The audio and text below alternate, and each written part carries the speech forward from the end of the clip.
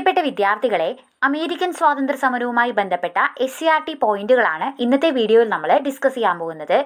പ്രാതിനിധ്യമില്ലാതെ നികുതിയില്ല. James Otis രൂപം നൽകിയ മുദ്രാവാക്യമാണിത്. 18-ാം നൂറ്റാണ്ടിന്റെ രണ്ടാം പകുതിയിൽ വടക്കേ അമേരിക്കയുടെ വിവിധ ഭാഗങ്ങളിൽ മുഴങ്ങിക്കേട്ട മുദ്രാവാക്യമായിരുന്നു ഇത്.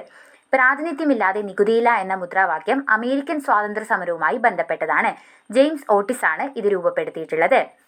18-ാം നൂറ്റാണ്ടിൽ ഇംഗ്ലണ്ട് വടക്കേ അമേരിക്കയുടെ കിഴക്കൻ തീരങ്ങളിൽ എത്ര കോളനികളാണ് സ്ഥാപിച്ചത്? 13 കോളനികളാണ് ഇംഗ്ലണ്ട് വടക്കേ അമേരിക്കയുടെ കിഴക്കൻ തീരങ്ങളിൽ സ്ഥാപിച്ചിട്ടുള്ളത്. തീർത്ഥാടക പിതാക്കൾ അമേരിക്കയിലെത്തിയ കപ്പൽ ഏതാണ്?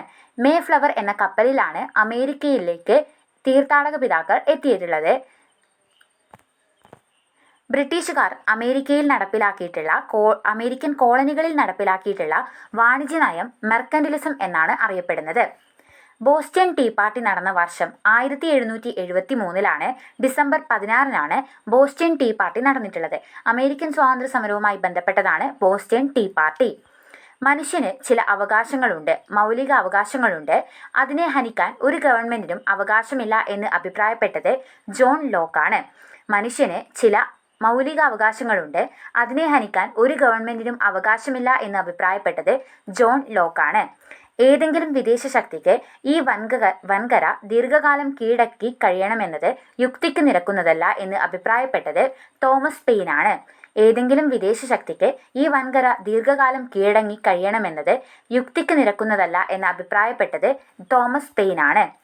ഒന്നാം കോണ്ടിനെന്റൽ കോൺഗ്രസ് നടന്ന വർഷം 1774 രണ്ടാം കോണ്ടിനെന്റൽ കോൺഗ്രസ് നടന്ന വർഷം 1775 രണ്ടാം കോണ്ടിനെന്റൽ കോൺഗ്രസിലാണ് ജോർജ് വാഷിംഗ്ടണിനെ കോണ്ടിനെന്റൽ സൈന്യത്തിന്റെ തലവനായി തിരഞ്ഞെടുക്കുന്നത്.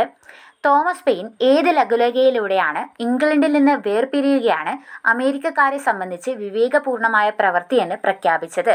കോമൺ സെൻസ് എന്ന് പറയുന്ന തൻ്റെ ലഘുലേഖയിലൂടെയാണ് തോമസ് പെയിൻ ഈ അഭിപ്രായം നടത്തിയത്. ലോകപ്രശസ്തമായിട്ടുള്ള അമേരിക്കൻ സ്വാതന്ത്ര്യ പ്രഖ്യാപനം നടന്നത് 1776 ജൂലൈ 4 അമേരിക്കൻ സ്വാതന്ത്ര്യ പ്രഖ്യാപനം എഴുതി തയ്യാറാക്കിയത് ബെഞ്ചമിൻ ഫ്രാങ്ക്ലിനും തോമസ് ജെഫേഴ്സനുമാണ്. പാരീസ് ഉടമ്പടി നടന്നത് 1783 ഈ ഉടമ്പടി പ്രകാരമാണ് ഇംഗ്ലണ്ട് 13 കോളനികളുടെ സ്വാതന്ത്ര്യം അംഗീകരിക്കുന്നത്. അമേരിക്കൻ ഭരണഘടന തയ്യാറാക്കിയത് ജെയിംസ് മാഡിസന്റെ നേതൃത്വത്തിലാണ്.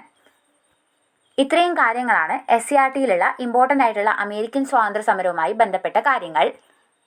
അവസാനമായിട്ട് അമേരിക്കൻ സ്വാതന്ത്ര്യ സമരം പിൽക്കാല സ്വാതന്ത്ര്യ സമരങ്ങൾക്കും വിപ്ലവങ്ങൾക്കും പ്രചോദനവും ലക്ഷ്യബോധവും നൽകുകയുണ്ടായി. റിപ്പബ്ലിക്കൻ ഭരണരീതി എന്ന ആശയം മുന്നോട്ട് വെച്ചു. ആദ്യത്തെ എഴുതപ്പെട്ട ഭരണഘടന തയ്യാറാക്കി. സംസ്ഥാനങ്ങൾക്ക് സ്വാതന്ത്ര്യവും അധികാരവും നൽകുന്ന ഫെഡറൽ സംവിധാനം എന്ന ആശയം ലോകത്തിന് നൽകുകയും ചെയ്തു. ഇതാണ് പിൽക്കാല ലോക ചരിത്രത്തിൽ അമേരിക്കൻ സ്വാതന്ത്ര്യ സമരത്തിന്റെ ശ്രദ്ധേയമായിട്ടുള്ള സ്വാധീനം. ഈ 4 പോയിന്റുകൾ കൂടി പഠിച്ചിരിക്കണം. ഇതാണ് SCERTയിലെ ഇമ്പോർട്ടൻ്റ് ആയിട്ടുള്ള അമേരിക്കൻ സ്വാതന്ത്ര്യ സമരവുമായി ബന്ധപ്പെട്ട കാര്യങ്ങൾ.